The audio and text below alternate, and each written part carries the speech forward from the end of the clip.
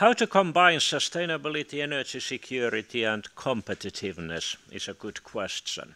So I will not speak only about bioenergy. I will come back to bioenergy, but a couple of more general point of views first. Normally, when you answer to somebody's question by saying it is a good question, you actually mean that I'm not sure about the answer. And like Dr. Bachmann, for example, said, we are in the beginning of something, all the answers, they are not known, but certainly the fact that all the answers are not known, it's not an excuse not to try harder and go forward. But certainly so, there are uncertainties, there will be uncertainties for many years, because how really a more sustainable energy system can be combined by better energy security and competitiveness.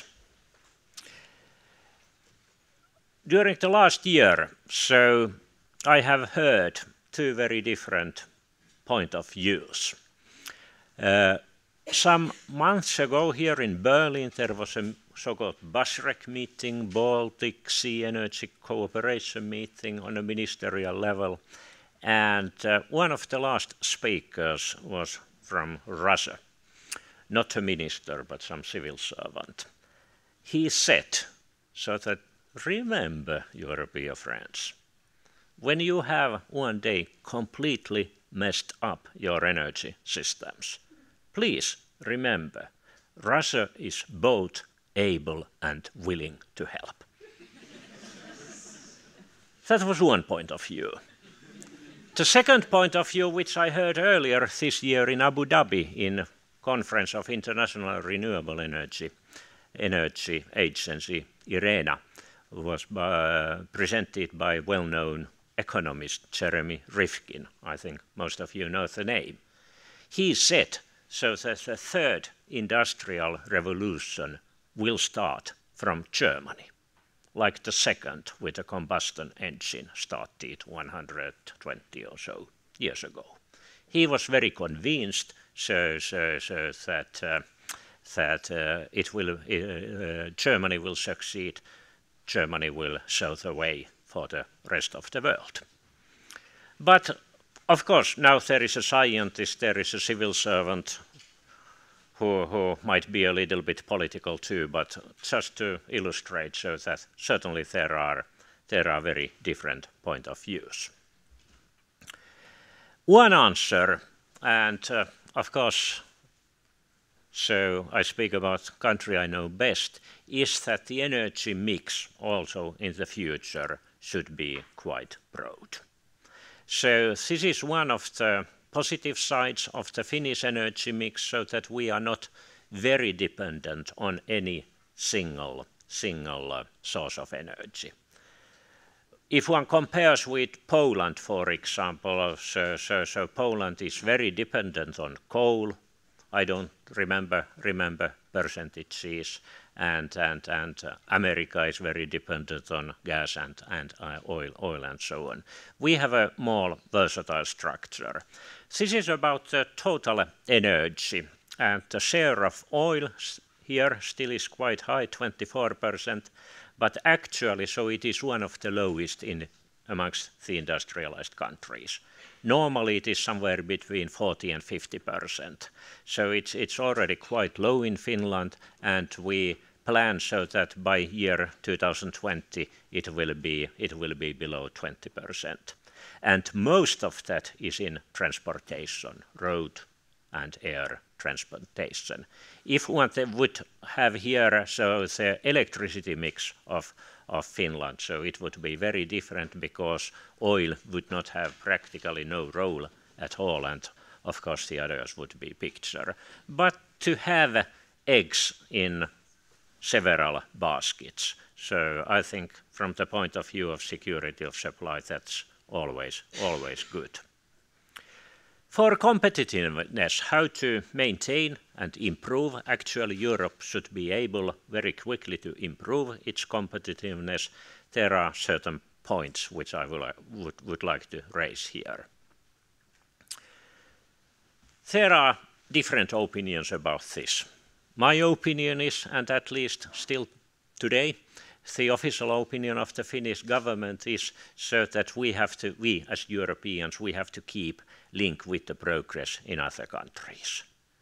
Before increasing our emission reduction targets, we should be convinced so that major economies of the world do follow. And now, certainly after Durban, there is certain hope that by year 2015 they will agree what will start to happen after 2020. But of course it will be a long way, even if there is a deal, so there will be transitional arrangements, there will be different schedules for different countries and so on. And never you can measure it by millimeter, but of course it's very important so that the major economies of the world at least start to follow. Because the share of Europe out of the total emissions today is, I think, something like 11%. At the end of Kyoto 2, it will be less than 10%, so that if we are going to succeed to combat the climate change, the rest have to follow. But it's also important for competitiveness. Then, when I was here previous time, here in Berlin, I was with my minister Häkämies, and we met the bright brains of the Energiewende. So I had very good discussions here in Berlin. And one point I do remember very clearly, and please correct me if I misinterpret someone, but this is how I understood. So that it was said a couple of times, so that in Germany, you have in industry, you have several complete value chains, starting from metal industries, coming up to fine cars, automobiles. Parts of those value chains are energy intensive, but it's considered to be imperative that also those energy intensive parts, they can stay competitive. I think that's the only way, because we can certainly not deindustrialize Europe. And so I think even after 2020, so energy intensive industries, they must have some kind of special treatment like they have today. Then avoid excessive subsidization. I will speak more about risks of subsidization later on, but here I only take it as a point to which I come back. European economies are under strength, and so which means so that we should be very cautious in increasing any subsidies anywhere. Then it would be also important to maintain competition between different forms of energy and ways and means to provide energy. And I'm very often astonished in Finland, so when I meet people working in the area of energy, they have fantastic ideas, and they present fine ideas, what they can produce, how and where and whatsoever. There is no lack of ideas. But very seldom they use the argument that, by the way, this will be cost competitive. It should still be one argument. Even when we compare, let's say, renewables, this is not a fight between fossils and renewables, but even when we compare renewables between each other, with each other, so this should be an idea. Then one thing, production subsidies or research and development subsidies. Last year in Finland, it will be worse in the future. Last year, we in absolute terms, from public sources, we used more or less the same amount of euros to subsidies to renewable on one hand, and on the other hand to research and development activities to support them. Equal sum of money in absolute terms, support the renewables and support the research and development of new, better energy technologies. Now feed-in tariffs, they will grow in Finland, so it will not be in a balance any case anymore in the future, but a considerable sum, taking into consideration the size of the nation, is used for R&D any case. Then I said I will come back to risk of subsidization. Now I simplify a lot, but year 2000 European energy systems, they were practically subsidy free. 2010, with good arguments, I don't deny arguments, I am happy with the situation. So there are supports to renewables through various systems up to various level in different countries. But part of the energy system is subsidized. Now, when there is more and more discussion about this capacity mechanism, which means support to maintain the competitiveness of traditional power sector when intermittent solar and wind come without production cost to the market. So this leads very easily to a situation where the bulk of the energy system is subsidized, one or another way. It's not necessarily a transparent public subsidy. It can be it would be put in one or another way into the tariffs. And now when different European countries make different systems, so there is risk of quite a big mess. And even so that it will influence the competitive position of different countries, different industries, different companies, and might start to lead or steer investments too. If investments are directed and places for and countries for investments are chosen by the level of subsidization provided by capacity mechanism, so we are in a very, very risky way. Do we really want that? I think you said so that in my previous life, so I was in agricultural policy. I know common agricultural policy quite well. I would be fine with this. I know the rules of the game. In agricultural policy, it has always been so that the effects of one subsidy have been corrected or replaced by another subsidy. But would be a risky thing. Let the production of food to be the only exemption here, as much as possible. Of course, subsidies are needed here. We already have subsidies, but so we have to be cautious of the risks of excessive subsidization too. Then to the biomass. So very often I hear about the problem of integrated renewables. It's not difficult to integrate renewables. It is difficult to integrate intermittent solar and wind. Biomass is here very different. And non-intermittent biomass has the cheapest and biggest quick potential, especially in combined heat and power production. It's not only in the Nordic countries in Europe. Actually, Germany has bigger forest reserves than Finland. And forests are growing much more than what is consumed. Trees are rotting in German forests, more than our forest. Our forests, they grow much too much compared with annual usage of them. German forest resources are more or less on the level of Sweden, and Sweden is something like 20% more than the Finnish. There is a big biomass, sustainable biomass potential. And what is the fantastic thing here is that,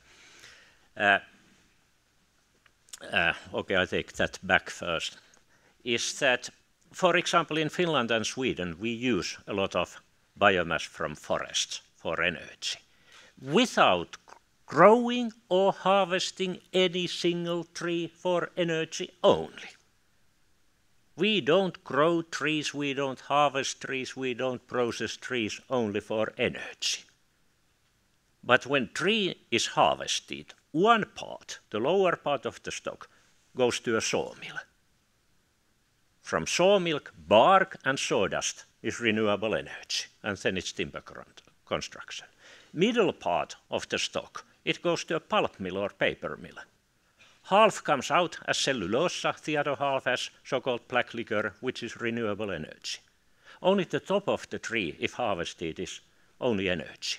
But we don't, at least in Finland, not even Sweden, I think, harvest only tops of the trees. Yeah, yeah.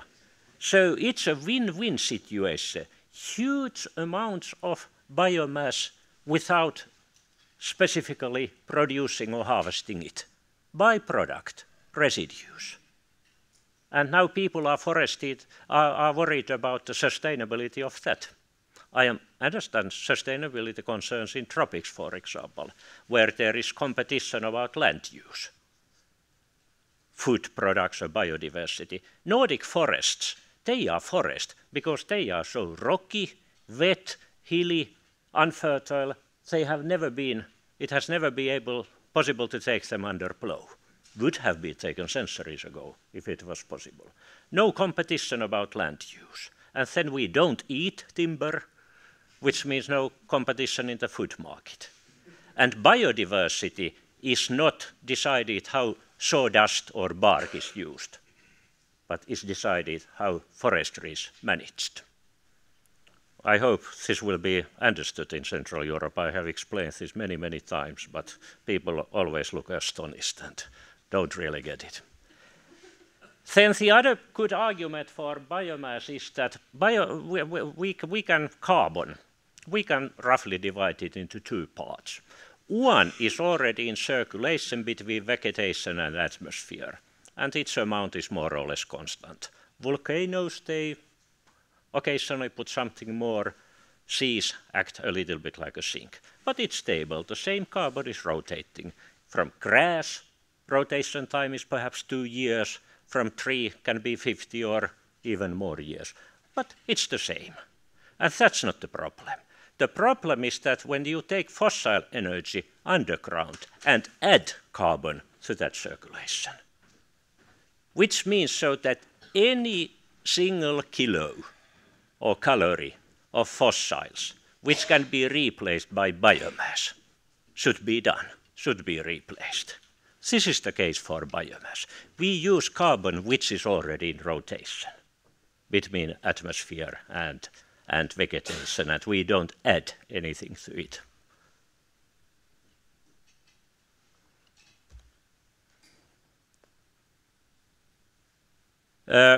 Security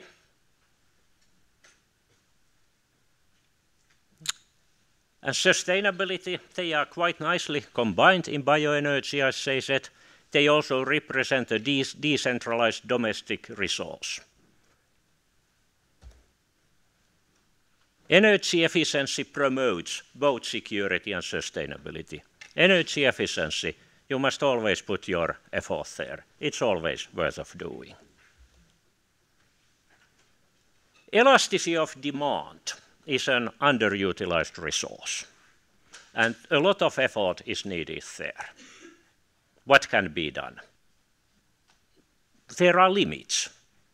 In a hospital, a surgeon, difficult word for me, okay, doctor, cannot say, wind is going away, we stop the operation and we go on operating with the brain operation when the wind is back. This cannot be elasticity of demand, but certainly there are several ways in heating, in transport, also in electricity to promote elasticity of demand, and that is discussed much too little. Do not rush or panic. When I started in energy, I was told that the quartile of an energy man is 25 years. And a very bad example is now what European Commission is planning with biofuel. 10 years ago they said biofuel is a good idea and there are investments of 17 billion euros on that area. Very often subsidized investments. And now it will most probably will be told that we were just kidding. And of course, if it is a wrong policy to promote biofuel, now I don't speak about bioenergy, I speak about biofuel. Of course, there must be a correction. That I don't tell necessarily that we shouldn't take a corrective action. But what is my message? When it's always a question of huge investments, big energy systems, try to be more or less sure before introducing very heavy new investment-intensive policies and so on. So yes, we must know the direction. If it is difficult, it's not an excuse not to go there, but certainly we have to keep these risks from the point of view of the credibility of policies and investors' money always in mind. Thank you.